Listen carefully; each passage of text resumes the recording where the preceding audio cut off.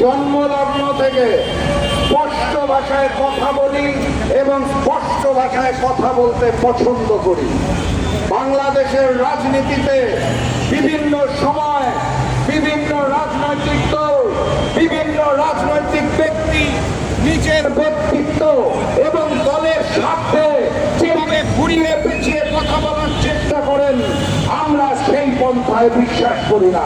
গণঅভ্যুত্থানের পরে আমরা আশা করেছিলাম অন্তর্বর্তী সরকার জনগণের দাবি দেওয়া মেনে নেবে, জাতীয় নির্বাচনের পূর্বে আবার রাজপথে দাঁড়াতে হবে, আবার আন্দোলন সংগ্রাম করতে হবে, এটা আমাদের আশা আকাঙ্ক্ষায় ছিল না। কিন্তু বাস্তবতা নির্মম, বাস্তবতা দুঃখজনক।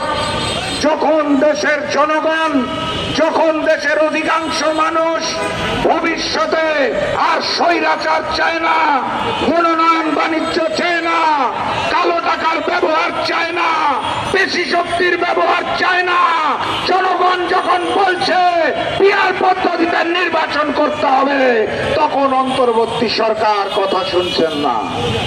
নির্বাচন কমিশন আমাদেরকে জানিয়েছে সংবিধানে নাকি পিআর পদ্ধতিতে নির্বাচনের কথা বলা নাই।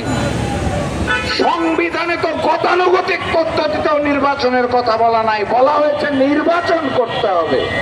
তাহলে সংবিধানে পিআরের কথা আপনারা কেন বলেন?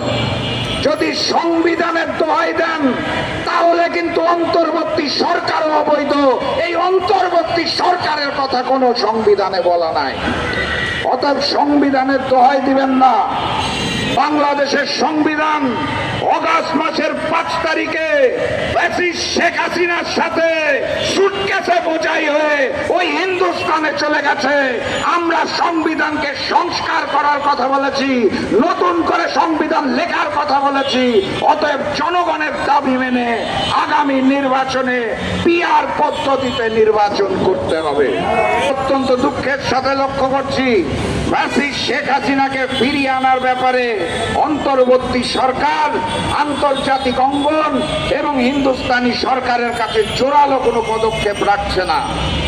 আমরা আজকের এই সমাবেশ থেকে অন্তর্বর্তী সরকারকে জানিয়ে দিতে চাই, শেখ হাসিনার বিচার দেখার জন্য বাংলার জনগণ যারা রক্ত দিয়েছেন, তাদের পরিবার এবং অপামর জনগণ অধীর আগ্রহে অপেক্ষা করছে। অতএব কূটনৈতিক ব্যবস্থা গ্রহণ করে, আন্তর্জাতিকভাবে চাপ সৃষ্টি করে শেখ হাসিনাকে দেশে ফিরিয়ে আনার ব্যবস্থা করুন এবং বিচারের কাঠগড়ায় শেখ হাসিনাকে আমরা দেখতে চাই।